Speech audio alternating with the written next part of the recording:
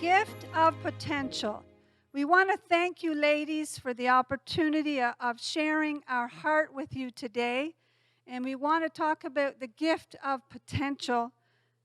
Luke 2:19 says, "But Mary kept all these things and pondered them in her heart." The imagination is a limitless universe existing somewhere in the human soul. It allows dreamers to go places and to do things that are beyond their capacity.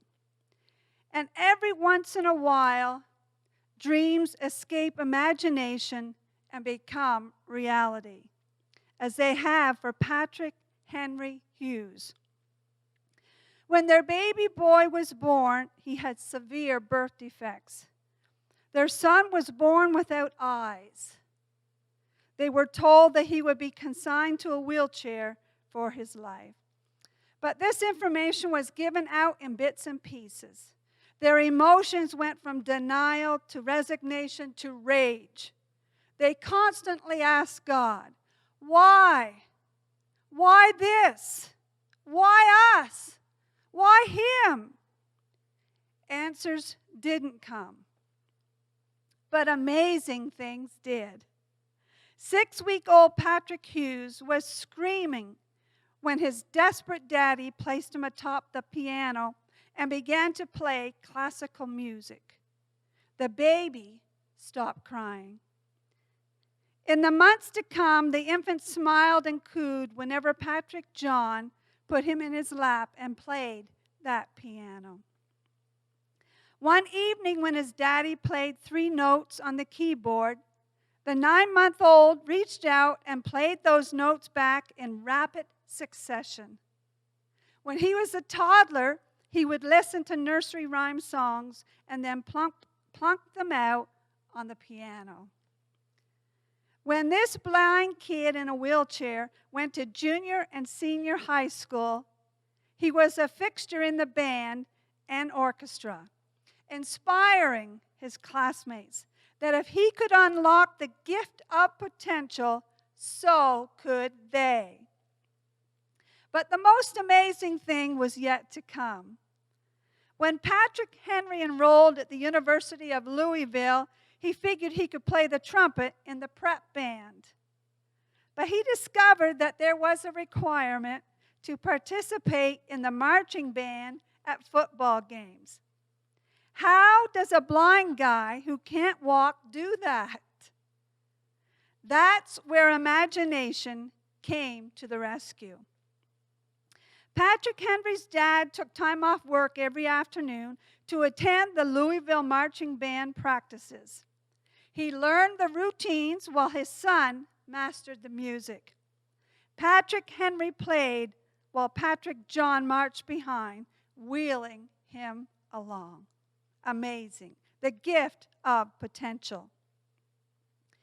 It was in the mind and imagination of every Jewish girl from a young age.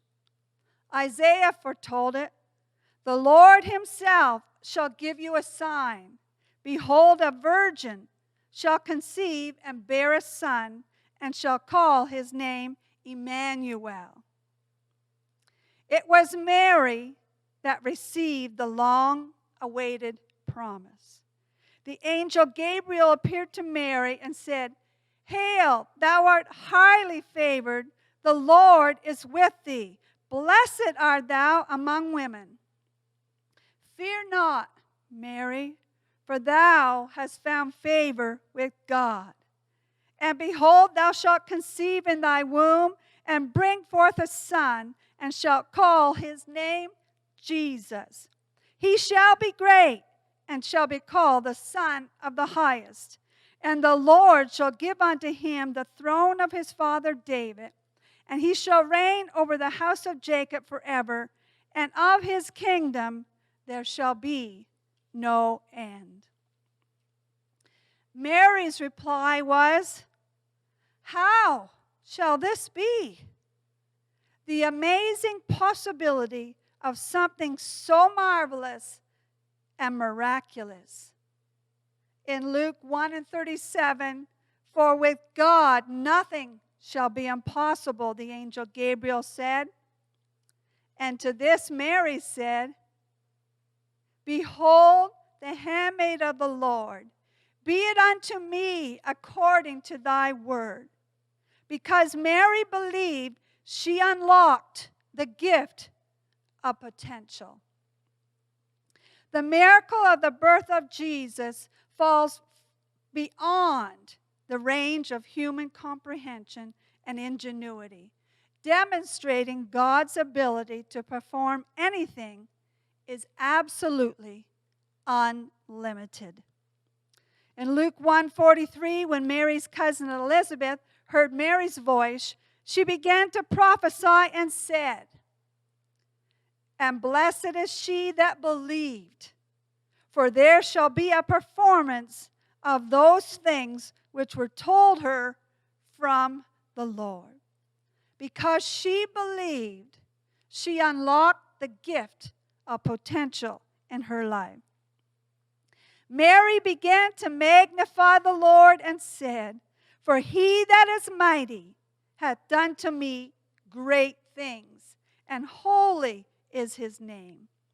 Mary celebrated and extolled the amazing God who had choreographed this marvelous chain of events. Again, Luke 2:19 says, But Mary kept all these things and pondered them in her heart. To ponder is to think about something carefully, or to consider, to review, or reflect on.